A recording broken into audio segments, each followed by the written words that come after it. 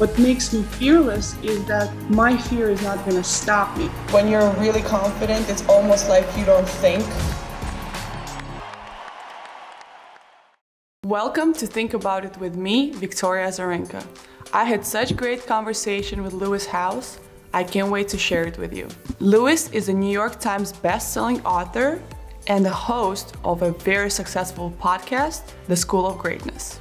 In this episode, we covered more about difficulty being in the public eye, where you sometimes portray different personalities, and about vulnerability when people on the outside think of you as a strong person without any feelings or emotions. So I'm really excited for you to listen to this one. Lewis, thank you for being on my show. Yeah, of course. Thank you. It's not your first time doing this kind of show. I watched a lot of your show and interviews. So my type of show is not really about interviewing. It's about getting to know people. I'm always been fascinated by people, about their stories, where they come from, how they make it where they are, why are they the way they are. I'm always been fascinated by that. I think we kind of share a little bit of that. We have that a bit in common. I wanted to start maybe like from the beginning. I know you grew up in Ohio. You didn't have the easiest upbringing, so maybe tell me a little bit more about that. Yeah, I mean, I always had big dreams as a kid, but I just didn't have the capability, the resources, the community where I felt like I had the ability to thrive. I like to go in deep right away, so hopefully it's okay with you. When I was 5, Yeah. I was sexually abused by a man. That kind of shaped my psychology, I think, for most of my life until about 7 years ago when I started to heal, started to learn how to forgive, started to learn how to kind of shed that past that I felt was holding me back. My brother went to prison when I was 8 years old. He sold drugs to an undercover cop when he was about 18, 19, went to prison for 4.5 years. At 8. So as an 8-year-old, I'd been sexually abused and my brother was in prison, and I felt like I didn't have any friends. I was struggling in school. They almost held me back a grade, but my parents decided to keep me in the same class with the age range that I was in, but I was just in the bottom of my class. It was hard for me to read, write, comprehend, remember anything. Later found out that I just have dyslexia, and that's just, no one really knew what to call it then. They just put me in special needs classes. And when I turned 13, I ended up going to a summer camp in the summer where I met some kids that were very positive, that were very friendly, that had great attitudes and were hardworking. And I was hanging out with kids in Ohio that were stealing, that were doing bad things, that just were up to no good. There wasn't really a lot of positivity. And when I went to this summer camp, I met these kids and I said, I want to be around this type of energy at 13, because I saw myself doing more and more bad things and not being proud of myself, not loving myself. And I just said I needed change. And so a group of these kids went to a specific school in another state, about 7-hour drive away from me, that I met. And I begged my parents after I came home from this summer camp, I said, please send me to this school. I want to get out of Ohio. As much as I love where I'm from, I was like, I need a different environment. And usually kids get sent away for being bad. I begged my family to send me away. So it's kind of the other way around, but they didn't want to send me away. But every day that summer, I said, please send me to this school. Eventually, I convinced them. I went to the school, and it was probably the greatest decision I ever made, because it was a private boarding school. It was strict discipline, but it gave me structure, it gave me positive attitude, and kids that were just doing more positive things in their life. And the whole goal was to become something greater than where I'd come from. And I always wanted to be a professional athlete like yourself, and went off, doing some good things in college sports, and then playing arena football, which is a step below the NFL. Got injured in my rookie season, and the dream was kind of over to play professional sports again. And that's kind of the beginning of my story until I found handball in 2008. Were you in the Olympics in 2008? 8? Yes, I was there. So I was on my sister's couch after I got injured playing football. I broke my wrist right here. It was in a cast, had surgery, and I was on my sister's couch. It's the summer of 2008. I had no money in the bank. I'm dirt poor. I'm living on student loans from debt. And I was watching the Olympics. It's always the Olympics are always like the greatest time of every 4 years for me. It's just like every kid's dream is to go to the Olympics, probably for you. Was that your first Olympics? That was my first Olympics, yeah. Must have been incredible. I was on tourist mode. I went to the opening ceremony. I stayed at the village. I didn't perform well there, but I had the best experience of Olympics. Best 2 weeks of your life, probably, right? It actually was only 1 week because tennis event is only 1 week, and we always have the tournaments right after. But you know what? I said my next Olympics, I'm gonna stay throughout the whole, because in 2012. I was there in 2012. I had no experience of Olympic Games. I did not go to the opening ceremony. I did not stay in the village. I stayed at the Wimbledon because we stayed at the Wimbledon. It was too far to drive. Focused. And I played every single day because I played singles and mixed doubles. And you got the bronze, didn't you? I won bronze and gold. That's incredible. And then I flew the next day to another tournament, and I was so exhausted, and I was in the hotel room saying, why in the hell am I here? Why didn't I stay and go and like watch? And enjoy it, yeah. Yeah, and then I promised to myself that the next Olympics I'm playing, I'm staying for the whole event. I'm gonna watch all other sports, because my first Olympics I got to meet all the other athletes, and it was a cool experience, because it's like I'm not gonna play 10 Olympic Games in my life. I'm not like some of athletes who who can do that throughout the career. Hopefully I'll get one more, maybe two more, which let's be a bit optimistic. But were you in Rio also, or no? I was not in Rio. I missed Rio because I was pregnant, so it was it was a very good reason not to go. Sure. But yeah, so that was the Olympic Games is always special, because where I come from, this was the main event all the time. It's the Summer Olympics, the Winter Olympics is the main event. That's something that was very suggested where I do well. Let's put it that way. Everything else was great addition, but Olympics I had to do well. It was very strongly suggested. You're representing the country. Yes. Yeah, it was for sure. I would say for my country, it's the biggest accomplishment I could have for sure. Yeah, so my dream was always to be an Olympian, but I was never a good enough athlete in basketball. I played basketball, football, like all these sports. But I was just never good enough, and there was no Olympics in football. But you played American football, right? American football, yeah. So you had no chance to make it to Olympics that way. No chance to make the Olympics. And so I remember I was sitting on my sister's couch watching the Olympics in 2008. You're there. You're experiencing it for the first time. You're having the time of your life. Your country is like praising you for being there, just showing up. And I remember thinking on my sister's couch, what would it take for me to get out of this cast I was in, the surgery, to get back into training mode to compete for something? I'm looking at every obscure sport. Like, I'll even do Winter Olympics. I don't even care, even though I don't want to be in the cold. But like, whatever, lugeing, freaking, I don't care, archery, something. Give me a sport that I can play for a chance to go to the Olympics. Then something interesting happened. 2008, I'm watching Michael Phelps at midnight in Ohio, in USA, winning medal after medal. And then I'm just up all night because I'm just watching the recap of what's happening today. 3 a.m. rolls around in Ohio, and I see a highlight of a sport that I'd never seen in my life called team handball. I don't know if you've ever seen handball. Oh, yeah, I know. It's big in Eastern Europe, actually. It's like in Serbia, huge, yeah. Romania. It's actually like these big sports. In America, no one's ever heard of it. No one's ever seen it. No one's ever played it. No one knows what it is. When I say handball to people, they think of me hitting a ball against a wall, kind of like a racquetball. They have no clue. But in Europe, it's a big sport. And I'm watching this, and I'm seeing these athletes flying through the air, throwing the ball, just scoring, like just crushing each other. And I was just like, where's this sport been my entire life? This is what I was made to do. I'm tall. I can throw. I used to be a pitcher in baseball, so I can throw 85-mile-an-hour fastball. Like, this is I was a basketball player through college. This is my sport. Yeah. And I said to myself, I'm going to go to the Olympics and team handball for the USA.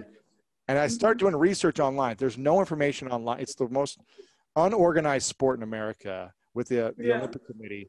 I do research. I can't find any information of like, is there a team? Are there tryouts? Where do they train? Nothing.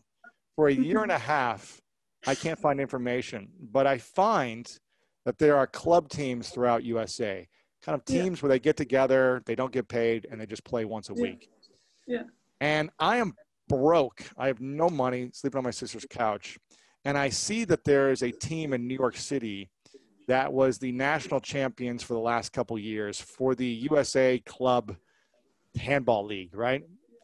And I try to email them. I try to call people. I can't get a response from anyone. But they have a website with an address of where they practice one time a week. Yeah. And I said, when I make enough money, I am going to move to New York City. I'm going to show up to practice. I'm going to train and learn the sport.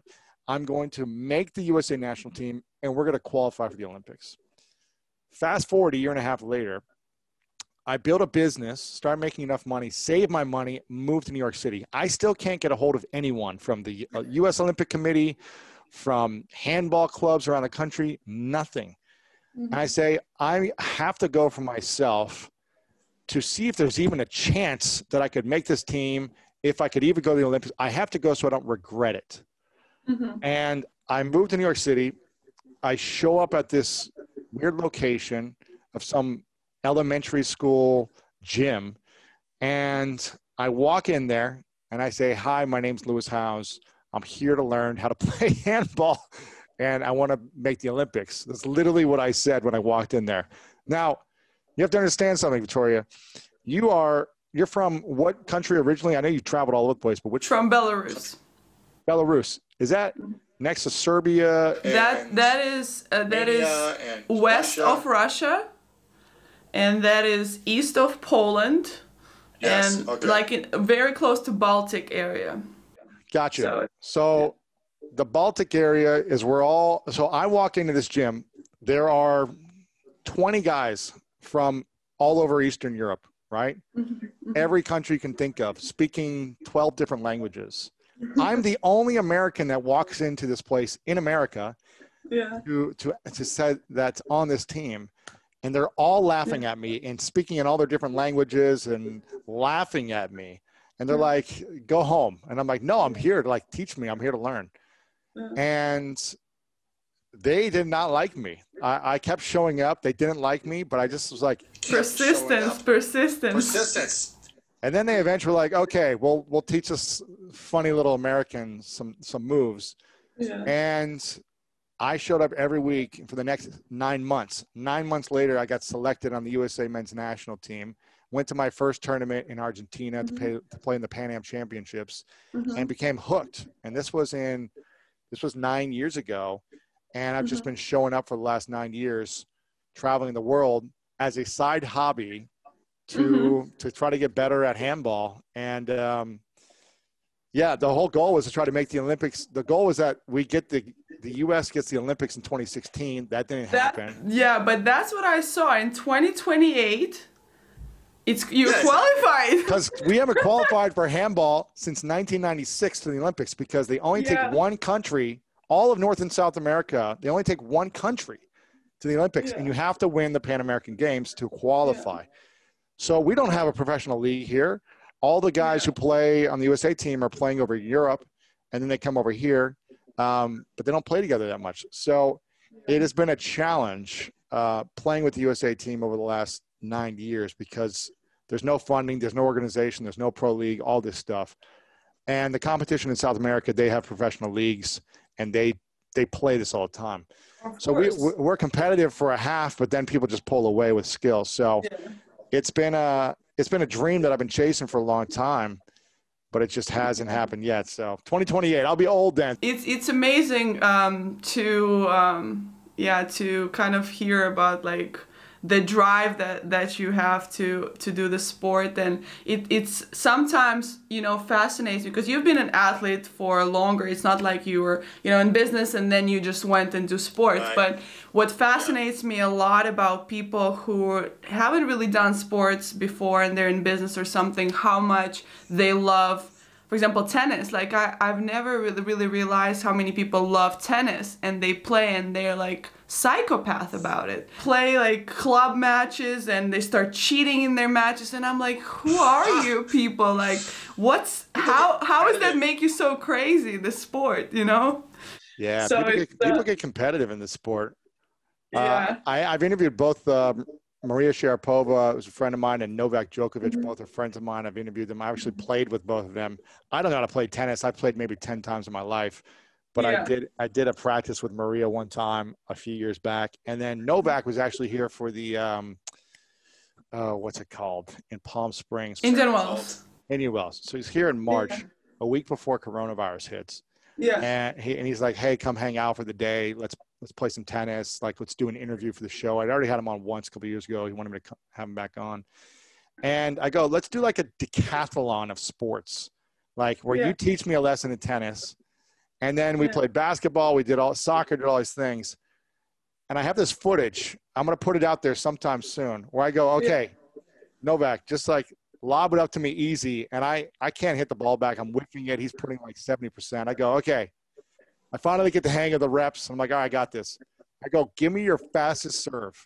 Hardest. Like, don't let me hit the ball back. And somehow, I don't know how I did this. I literally closed my eyes and just swing and hit a perfect hit back. And I'm like, I'm done. I'm never trying this again. He was in shock, but I was like, one and done. Okay. That's all you need. Sometimes the things that you're not like, it's just one shot. I recently played golf with someone, and I don't play golf at all. I just swing, and then we had a bet. Like, you have to hit 100, a target, 100 meters, 100 meters. Yeah. I hit the first one like out, and he hits one like not in the target but close enough. And I was like, oh yeah, you won. He's like, no, go do it again, hit it. I was like, oh, I'm gonna make it. Bum, target. I hit it right on 100. And I said, I don't need to play anymore. Why? Why do I need to play again? Some things is just like one time and it's done. That chapter is over. Let's move on to the next sport. It's been a journey of 9 years of me running my business, but also every few months going to a training camp, going to another country to play tournaments. It's hard to keep up a dream alive while you have something full time as well. And I'm always like the last two guys selected on the team. I barely make it in just kind of by default because I'm like strong defense. But these guys are young now. Everyone's 22, 23. I'm 37. It's getting harder and harder, and they just play all day. I play once every few months, so it's hard. But do you feel like that dream is keeping you kind of on edge for the rest of the things that you're doing? It has been, but I haven't played in a year and a half because of coronavirus and because we haven't had tournaments. Like the USA has tournaments, they keep getting delayed. So it's hard to, and 2028 is so far away. It's this year has been long. So 2 Olympics until the potential for me to go to the Olympics. Let me go back a little bit to your childhood, because I've also learned you were talking about your brother, that he went to prison. And do you feel like at a point he was like an example to you what not to do? Yeah, I mean, we would go visit him almost every weekend in the prison. It's about a 2.5 hour drive away from where we lived. And you just shouldn't have to go to a prison as an 8-year-old every weekend and see what you see. So for me, I had to kind of grow up pretty fast in terms of being there and hearing the stories of what's happening in prison. It terrified me. I was like, I never want to go to prison. Never. Yeah. So when I started to kind of act out and do bad things, and when I was kind of 10, 11, 12, I realized like, okay, this is not the life that I want. I can't get away from this stuff. And I don't feel good about myself when I do something bad. And so that's when I just made the decision, like, I'm going to try to improve my life. I'm going to go down a path of positivity, a path of connecting with the right friends who are doing better things that inspire me. I started doing this at 13 because I just knew the other outcome wasn't going to be positive. If I went down the track that my brother did, it wasn't going to be positive. Now, he got out in about 4.5 years on good behavior. He's since then transformed his life and done a lot of amazing things. But it took him going to prison to learn the hard way and kind of pay his dues. Yeah. But yeah, it was tough. It was challenging. Yeah, I think at like the age of, you know, when you're 8, 9, that's where I kind of started to play tennis myself. And then I, you know, you were talking that you kind of felt lonely, you had no friends. And I remember myself, I wouldn't say like I didn't really have friends because I was around kids all the time in tennis and stuff. But I felt really lonely because my parents really couldn't afford to travel with me. So I was always traveling with somebody else's parents. So I always felt like a bit on outside, you know, like even though I'm around people, I'm around this and that, it was always kind of tough. And I grew up, I went to school from 1st grade to 4th grade to kind of rich kids school. We didn't really have like private school, but it was the closest to a private school where all the wealthy kids were. And it was me and 2 other kids who were poor kids, you know, growing up in school. And it was like really tough. And I felt always like, not that I don't belong, I never felt like I don't belong there, but you kind of always feel like I can't connect, you know, and it was an interesting feeling. And my mom just told me this story. I don't even remember how it happened. About 3 days ago, she told me about this story when I was in school, and some kids were like teasing me, like, or my shoes or something wasn't nice or whatever, and she said that the teacher came up to her and told her after school that I went to this kid and who was teasing me, and he said, Dada, you can't do this, you can't do whatever. And I said, well, too bad your daddy can't buy you any brain. so that's like, too bad they can't buy you brain, because it's, you know, it's one thing that you won't be able to buy in your life. So my mom just told me this thing, and I was like, okay, I think that kind of mentality, you know, and that quickness kind of shaped me on being, you know, first of all, competitive, and knowing like, I don't want to feel like that. And when you were talking about, I want a different environment for myself, I wanted to kind of, I'm going to make something of myself that I don't have to feel, you know, less, you know, than other kids. And it was more about like achieving your vision, you know. And you talk about like, oh, I knew I wanted to have like a positive, you know, more positive environment. And for me, I feel like, especially where I grew up, there was never a conversation about, you know, feelings and emotions and Eastern Europe, you know, doesn't do that? No. Positivity, we don't talk about those. It's like just unheard of.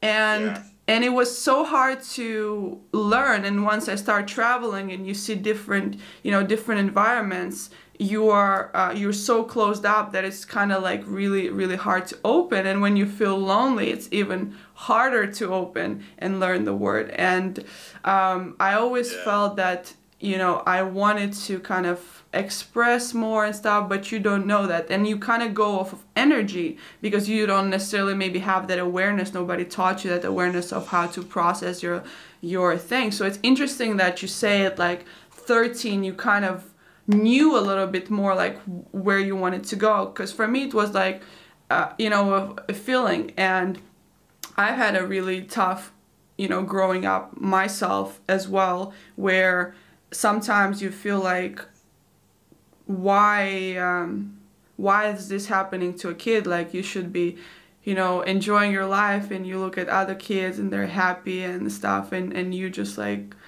you don't know why difficult things happen to you, and you don't know how to process that. So it's very hard to and I hope, because, you know, like, I'm learning all this stuff. I'm a mom now, and how do I help my kid to navigate, you know, those things later in life? Because kids are tough. Like, I remember myself, like, kids are so difficult. Like, they're so mean sometimes, where you just like, Damn, like because like where you adults, like we get a little bit of filters, you know, and you like, okay, maybe To say the truth, how you feel in the moment. Yeah, meter like goes up. You think you'd be where you're at right now in Grand Slams, Olympics, all these different things, #1 in the world for how many weeks was that? 50 something weeks? 52. Yeah. 52. Who's counting, right? Yeah, 52. Yeah, exactly. Do you think you'd be where you're at without going to that school? Oh, no chance. Like, I don't think any of the things that I've been through in my life, I would be here because I wouldn't learn that lessons. Do I think like I wouldn't want those things to happen? Yeah, I mean, you don't want those things to happen, but how do you learn? Like, if we talk about, like you just said, example of your brother, it took him going to prison, right, to learn the lesson and then transform. These little traumas build up, and we build walls and what I like to call masks. That's why I wrote a book called The Mask of Masculinity, because I developed so many masks where I was like, no one in the world is ever going to take advantage of me. I'm going to be so big, strong, and successful that they have to respect me. And anytime I felt taken advantage of, it was like I had to attack. I was in attack mode. I was in defense mode, and then I had to like make them wrong. And it only hurt me at the end of the day. You know, these little traumas hurt ourselves until we learn the emotional skills to manage chaos, overwhelm, hurt, upset. And once I started to study this and learn these tools, it allows me to have better intimacy in my relationship, allows me to be a better leader in my business, allows me to be a better athlete, all these different things, because I'm not in reaction mode. I think tennis players are a great example, golfers and tennis players, because you guys are solo out there. And you can tell when the moment has power over the tennis player, when they are reactive, when they are powerless, they let everything get to them. I don't know if you've ever had these moments in the past where no, I'm that good. I've never experienced. I mean, you see it with Novak. Novak became powerless. He got frustrated at the U.S. Open. He's hitting the ball a bunch of times, and then he hits someone, and then okay, you're out. Where he should have won the U.S. Open. He lost because he became powerless in that moment. Now he's a great person, and he just had a moment, but it's like until we truly learn the skill to not allow ourselves to react, then someone else has power over us until we learn this. Yeah. And I realized it took me until I was about 30 years old until I started to heal all the past trauma, anything from the past that hurt me or upset me or any moment, big or small. That's when I started to gain my power back. And I'm not perfect. I still react, but I'm noticing it much quicker, and it allows me to move through it better. Well, I completely agree with you. It took me 31, you know, a bit before my 31st birthday to kind of understand, you know, just who you are, because there are things that happen to you in life, and that part of that takes identity of you, you know, and you kind of identify with the things that happen to you, that they are who you are.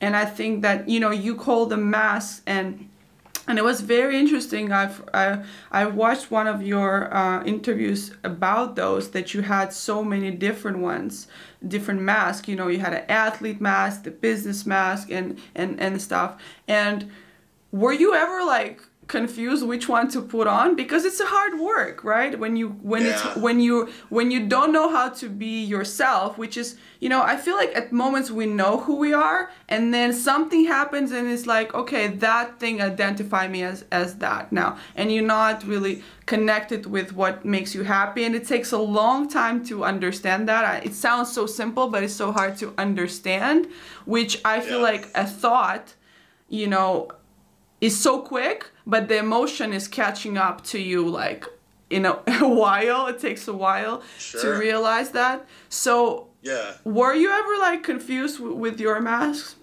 I was never thinking like, what mask am I going to put on today to try to like look good in front of people? I think for a period of time, I was an athlete, and I made that my identity.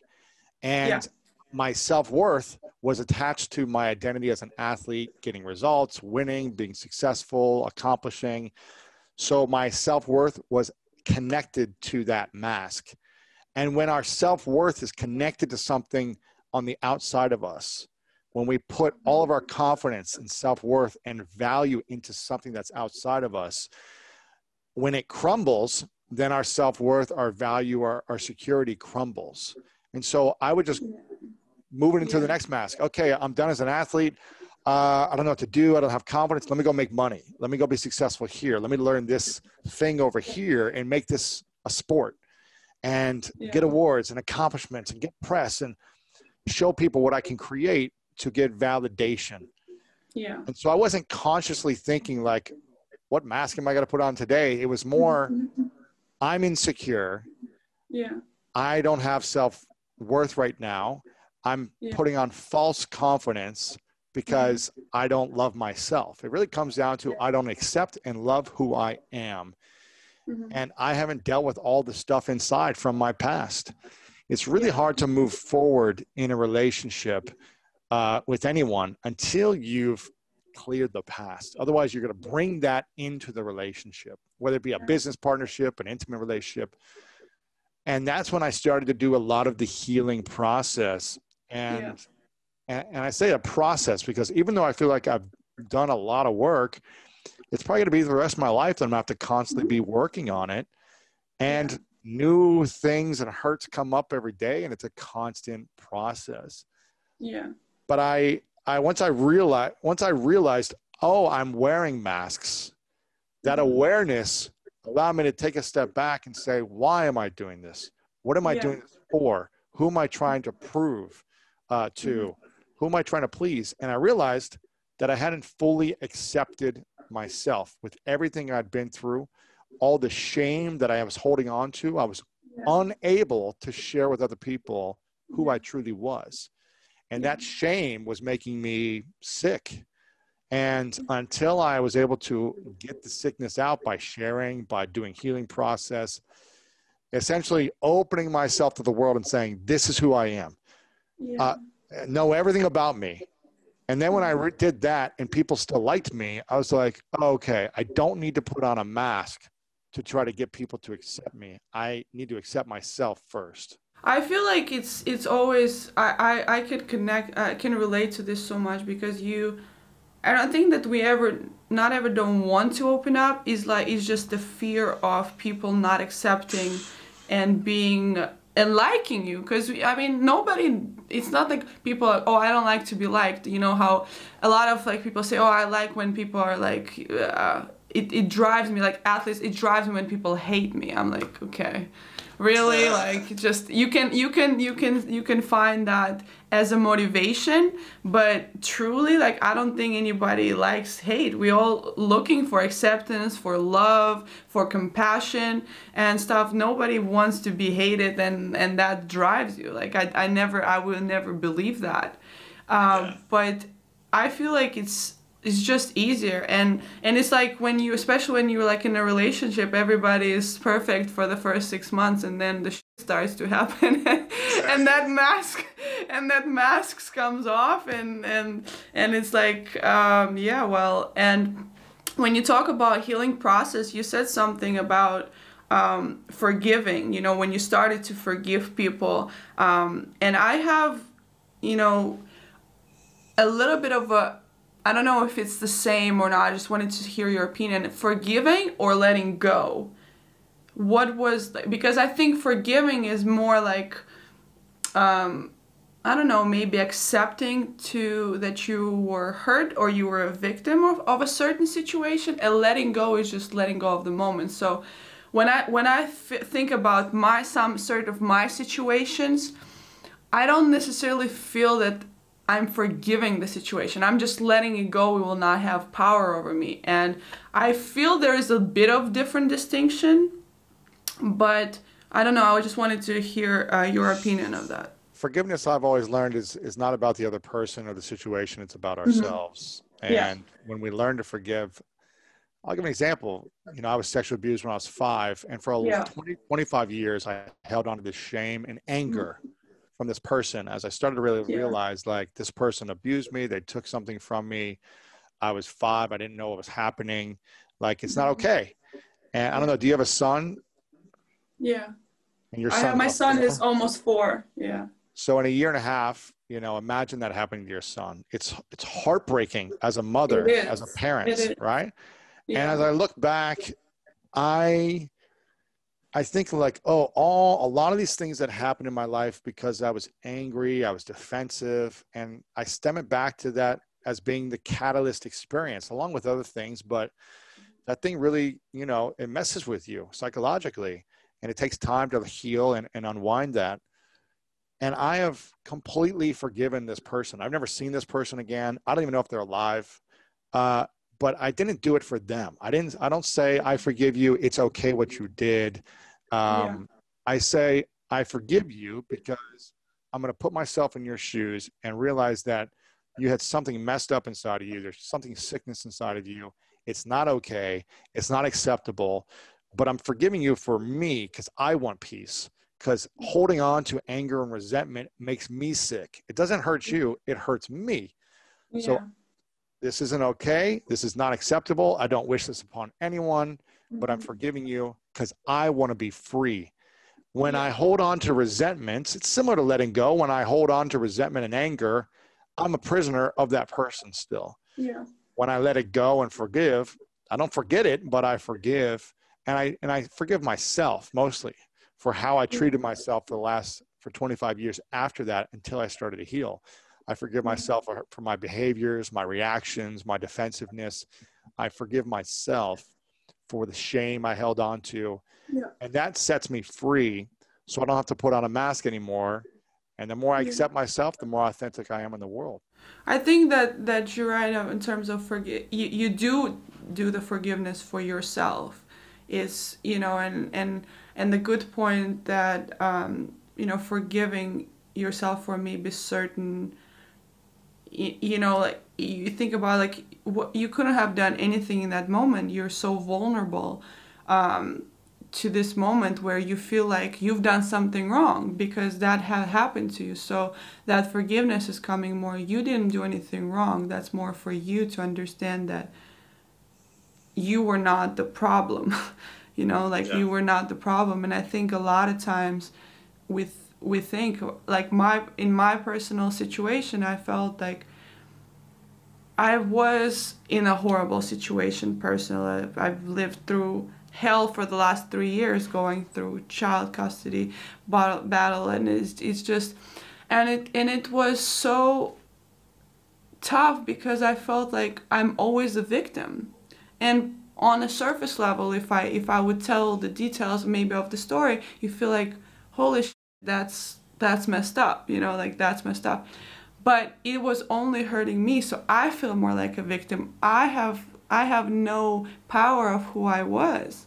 And until I kind of, I think I've understood that for a lot earlier, but I felt it a lot later, where I was like, okay, now that's what it is. Like, that's where the transformation kind of happens, because not even for 4 months ago, 5 months ago, I was depressed. Like depressed is like I didn't want to do anything. I didn't know what to do with myself. I was lost, and then some things, you know, happened, and that's where what I learned from you. For you was the incident on the basketball court with with a fight.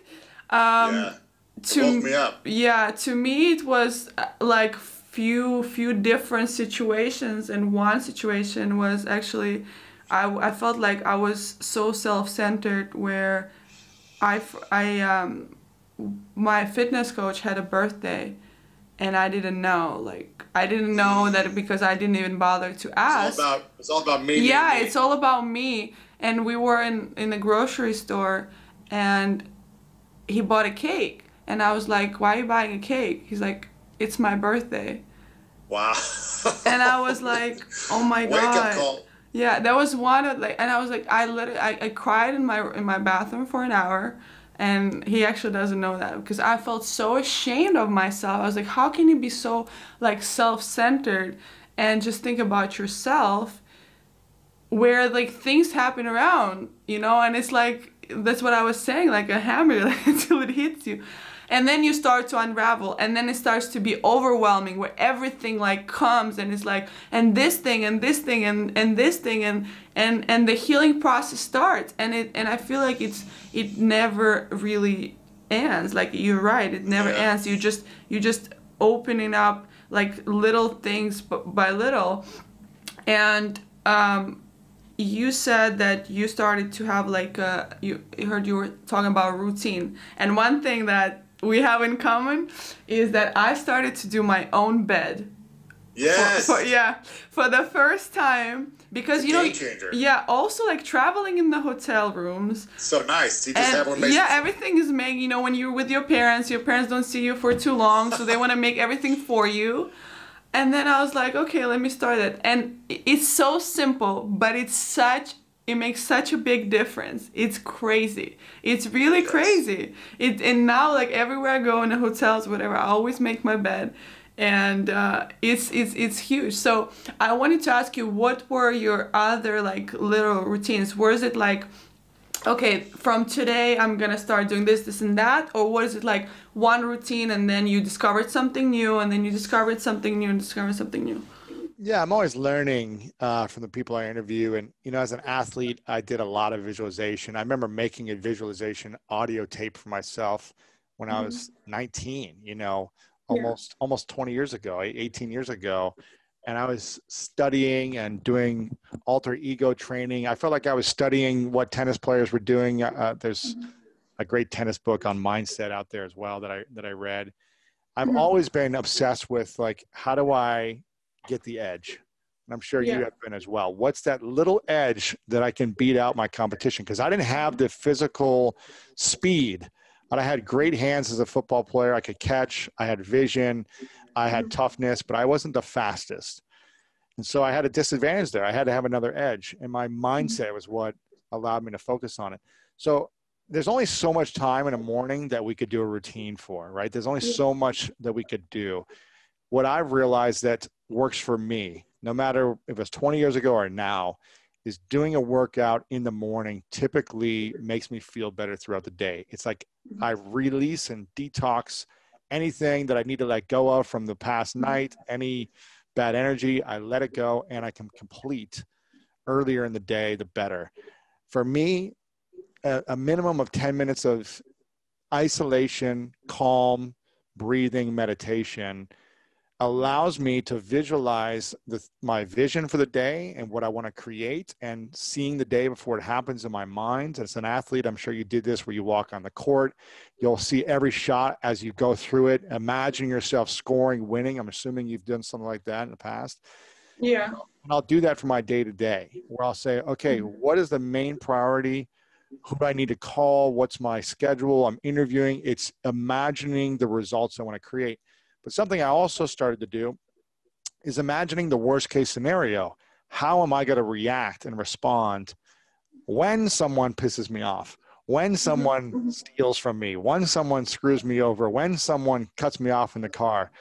Am I going to be reactive, fight or flight brain, or am I going to not let them have power over me and come from a place of responsibility and moving on to the next thing? So I think meditation, working out for me are two mandatory things in the morning for a routine. Making your bed is a third. I just feel like something about that 2 to 3 minutes of making your bed when you get back home at night, and also just having a clean space in general. When you come back, a cluttered space is a cluttered mind. Clean space is a clear mind. Those three things I'm really a big fan of. Some type of workout, some type of meditation, making your bed. Of course, you know, I do different nutritional things. Right now, I do mostly intermittent fasting, so I'm just drinking water and kind of like a bulletproof coffee. If you want to eat some fruit in the morning, cool. But I think if you do those three things, you should be set up for a pretty solid day. Yeah, and it was one of my questions. I've heard you talk about, and you just mentioned that meditating with kind of picturing what negative things can happen and how you're going to react to that. And that was I had a little hard time processing that, like just because I is imagining, because I do meditation as well, and I was just like thinking the way what helps me is like just a clear space. Like I actually do not want to think about what's going to happen. I just kind of like want to enjoy the moment, and the hardest thing is like to be in the moment. Like it's just to kind of just stay here. So I consciously try to make that exercise for myself to not go there and on the court. And I think when you mentioned about being an athlete and doing visualizations, is like you create a certain reality, and then I feel like I found for myself I don't enjoy the moment when it happens as much, you know. So I try to like just feel like, okay, whatever is gonna happen. You do your preparation and you have thoughts, and of course you have to do all this, but I do this conscious effort of trying to enjoy the moment, like what's gonna happen. So it was interesting to hear, you know, the different way of approaching, especially like the negative part. And I feel like it's an exercise, right? And I'm not thinking of the future of the whole meditation. It's a moment in the meditation where I am being present, focusing on now, clearing the mind. And then towards the end, I'm like, what do I want to create? And if something goes wrong, how do I want to show up? What type of leader do I want to be for myself? What will make me proud at the end of today if things go exactly the way as planned, better than planned, or they don't go as planned at all? What will I be proud of when I go to bed, in the bed that I made this morning? Yeah. What will I be proud of no matter what happens? And I think I'm always trying to evolve as a human being, to thinking, I want great things to happen for myself every day, and I want to be successful. But I think we learn more about ourselves in these extreme adversities or challenges. You know, you probably learned more in the last 5 months than you learn when you're winning. You learn a lot about yourself. You have a lot more questions. It shows you your weaknesses, where you need to work towards. And you either get to rise to that challenge and learn and grow, or you stay in that depressed state. And so I think those moments, as not fun as they are, I think they prepare us for something greater. I believe that I personally don't learn from winning at all. I think it's hard to learn when everything's going right. Yeah, like, all right, I'm the best. Yeah, like I'm doing everything great, and then, you know, a lot of times in like interviews, people like only because of the result. If you create a certain result, people think that everything was great, you know, like everything worked out perfectly, everything that. But it's not true. Even to a great result, there's still a journey of bumps, you know, and falls and everything. And you don't go there by just, you know, everything smooth. That's, you know, once in a while that does happen, where you feel like everything is so aligned and it's perfect and whatever, but it doesn't happen often. And I don't think that for me personally, when things comes easy, it's not fun. Like I feel like you always want to feel accomplished and learn. You don't gotta make it harder for yourself, which we do, which we do a lot of times. I think especially athletes. I feel like, especially as an athlete, you know, when you're successful, obviously that brings ego bigger. You know, it helps it grow and whatever. And what do you feel there's ways that ego benefits you, and or more days that it harms you? Because I feel for myself, when anything ego operating is harmful for me, because I don't believe that ego makes you successful. A lot of people say it's like a motivation that helps you strive and be perfectionist, whatever. For me personally, it always feel like it's more of a harm way. Maybe I just haven't learned the way how to manage my ego yet. But every time I feel like, oh my God, like aware about my ego now, it's like, okay, I say the good day for your soul is a bad day for your ego, right? Yeah, so, exactly. So that is like, I'm consciously like, I know, okay, even like on the court, I noticed that, like, I've done this shadow, I've done this. Oh, this was like your ego is talking, is not really what you're supposed to do. So what is it for you, or what is it like from a lot of people that you've met with? How do you see that? Yeah, I think you got to have a healthy relationship with your ego, and being aware of it is key, and knowing what you're using it for and the negative effects that it could have. Because my entire life until I turned 30, I lived by the desire to prove everyone wrong, prove the person who sexually abused me wrong, parents wrong, whatever. Like the kids in school that laughed at me, I was like, I'm going to prove these kids wrong. My ego was in control. My ego was taking the actions to create skill sets, to create strength, power, to succeed, to win, so that my ego could say, ha, ha, ha, I proved you wrong. Yeah. Every time I would achieve some accomplishment driven by ego, I would be unhappy, unsatisfied, depressed almost within minutes after accomplishing the biggest accomplishments of my sports career. And I'd be like, why am I so unhappy? Well, I guess it's not a big enough dream. I need to go bigger. And I would keep going to the next level and still not be happy because I was driven to prove everyone wrong. I think there's something said for like having a chip on your shoulder and having like motivation. But when it's all based on ego, it's going to hurt you and make you just unhappy. So you just have to figure out what that is. There's a story. I don't know if you've heard this story. And I don't know if this is 100% true, but the story goes, Marcus Aurelius, back in Roman times, he hired an assistant to follow him to walk through the Roman town square. I don't know if you know the story. And Marcus Aurelius was so powerful at the time, right? He was like the ruler, powerful, all this money, everything. He was a god. And he hired an assistant to walk through with him. And every time Marcus Aurelius was being praised, walking through his empire, he had the assistant just whisper in his ear, "You're just a man." And would say it over and over, "You're just a man. You're just a man." When everyone's like, "You're a god. You're amazing. You're just a man. You're just a man." Yeah. And I think we need those people in our corner, whether that's your friends and family that know you from back in the day before you were rich and famous and number one, whatever it is. We need that constant reminder. Otherwise, our ego will get the best of us. And that's why I surround myself with quality people that I've known for 20 years that know me before I had anything and continue to remind me. You know, they elevate me and support me, but also they don't let my head get into it too much. And it's helpful for me to have more peace in my heart.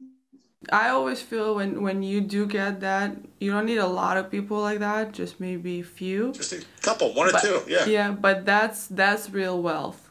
Like when you have that, for me, that's real wealth. That means like, because once you start to be successful, there's so many people around you. There's so many, things that praise you, and sometimes you don't have somebody who says you're just a man, right? It's just like constant. You're just a woman. Yeah, you're just be humble. So I feel like it's a balance that we all need. I was talking to a friend of mine actually last night about this. He is a very rich human being. He's a venture capitalist. He invests in companies that sell for billions, and he's healthy. He's happy. He's got all these things. And he's like, I just feel like something's missing. Something's missing because sometimes I ask myself, why do I deserve all this? When there's so much suffering in the world, there's so much problems in the world. Why do I deserve like all this financial abundance and wealth? And I'm happy. I'm healthy. I've got good relationships. My kids are happy. Like, I feel like I should feel bad. And I said, listen, the only thing you should feel bad about is if you abuse what you have, if you take advantage of it and you take advantage of other people. And I said, you'll feel less bad the more you are in service. And as an athlete, I used to say that my mission was to inspire people on the football field or the court. Like, it was my artistic expression to give people, to entertain them, but also to show them what's possible in their own life. I don't know if you feel this way. Like when we're down and we come from behind and we can give someone that moment of, wow, that was an incredible play. I'm going to go do something in my life with my family. I'm going to go chase this thing. That was my mission. That was my way of serving people through my expression. And I think about that now as my business is my art form and my expression. I think, okay, what are we doing to help people? How are we serving people? How are we inspiring people in our own way now? And that's what I said to my friend. I said, you know, you got to think of a way, how can you now contribute more to other people? You've got an abundance of money. Like, you're set for generations. You got to think about, how can you pay it forward? How can you pay it back? How can you give and contribute? You won't feel as bad about it. Yeah, you can't take it with you. Like, you can't take it with you. So With you. exactly. But it is true. And I think, you know, especially when you're a public figure, I think a lot of times you don't realize the impact that you can have on somebody that you've never met before, that you don't know about in your life. And, you know, for me was like one of the moments that I realized that when I became a mom, and I've kind of started going still after my dreams, you know, after going back and playing tennis, and that, like, I've got so much response of other women. They're like, oh, I want to do the same. And then it made me think, like, how much that can be impactful. So it's realizing how you can use that power that you have in a good use, right? Yeah. So that's a bigger goal, because you have, you know, we all want to be, you know, healthy, happy, you know, we don't want to be worried about your kids, you know, and yourself, where you got to sleep, where you got to eat. That whole package is like essential, but then there's always a bigger goal, like, what are you going to do to kind of fulfill your soul? Because those things are fulfilling for your body, right? For your needs. And then can you fulfill your soul with? And I don't think there's a better way than inspiring and helping other people. And part of this show was for me to I love to understand people's stories. Like, one of my favorite things I used to do, I would go to a place where I don't know nobody knows me, and I would just go and find out, like, people's stories, meet different people, learn about them. It's the most fascinating thing for me, and like connection that you can have from one person to another person. Yeah. And inspiring others with, like, the platform that you have is just a bigger purpose for me. I agree. And you're going back to continue to play after things open up more? Or? Well, yeah. We have kind of been playing in the bubble. So, but yeah, we are. I mean, the tournaments are starting. I'm in Czech Republic now, actually, for the tournament. This is my last tournament of the season. But Lewis, I know you have to go soon, but I end up my show with, like, a couple of questions. We already talked about a lot, but I feel like this few questions gonna help me to get to know you a little bit better. So they're very simple. So do you mind if I ask you some of those? Go for it. Okay. So what is your favorite word? Love. What is your least favorite word? Can't. What is one profession that, besides what you do now, you would like to do? I think I know the answer to that one. Yeah, I'll tell you. I mean, I would love to be an athlete my entire life. If I could just play sports and and impact the people on a platform at a level that I want to, I would do that. But my, you know, I'm just getting older now, and there's only so many things I can play at a high level, internationally, competitively. And so I think it's just like, there's nothing greater than being an athlete, but it just takes so much physical demand and commitment that it's a full-time thing. But if I could do something else, I've already done that and doing what I'm doing. If I could do anything else, I'll tell you what, like, something about being a singer on a stage, just writing songs, singing to people, having people sing your songs back to you. I feel like something I've never done. I think it'd be, you know, really cool to do. One profession that you would never want to do? I don't know. I mean, I wouldn't want to do anything that I wouldn't be passionate about. And how about president? I just feel like there's a lot of pressure there, a lot of weight, a lot of pressure part of me is like, I don't even know if that's something I would want. But if it is in 30 years or something, is it even going to be fun? Because there's just going to be so much hate against you. Like, do I want to live with everyone trying to hate me for just to say I was president? Like, I don't know if it's worth it. So things would have to change for that to happen, for me to be even interested in the potential of thinking about it. So, okay. What is what quality attracts you with people? Integrity. When someone shows up and does their work, and just, it's like when you never played a team sport. I don't know, maybe you did when you were younger, but in football, we got 11 guys on the field at a time. And the main thing that the coach would say is do your job.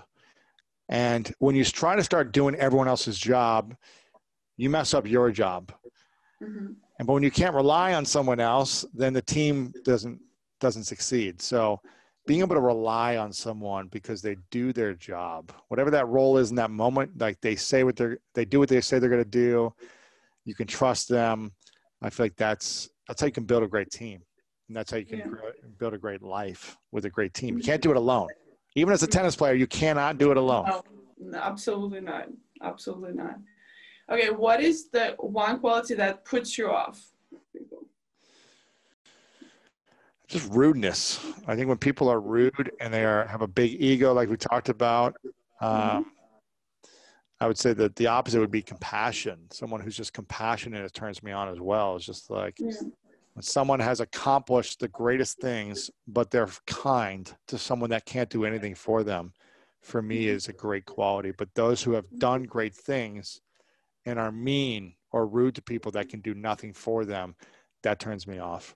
Yeah. Okay, and the last question is, if you arrive at the pearly gates, let's say God exists, and you arrive at the pearly gates, what would you want God to tell you? You did a good job. Okay. You showed up. You maximized your talents with what I gave you. You did more than I thought, and I'm proud of you. Good. Well, that's the questions I have for you. So amazing. Yes, thank you so much for being on my show. It was a lot of fun for me to get to know you and see your perspective of things. I'm going to continue watching your videos. I love watching your podcast. It's really fun and very educational. So thank you so much for being here. Thank you. And hopefully I get to watch you in a tournament sometime soon. Maybe Australian Open or Indian Wells in March. I would love that. Thank you so much, Lewis. It was such a pleasure. I appreciate it.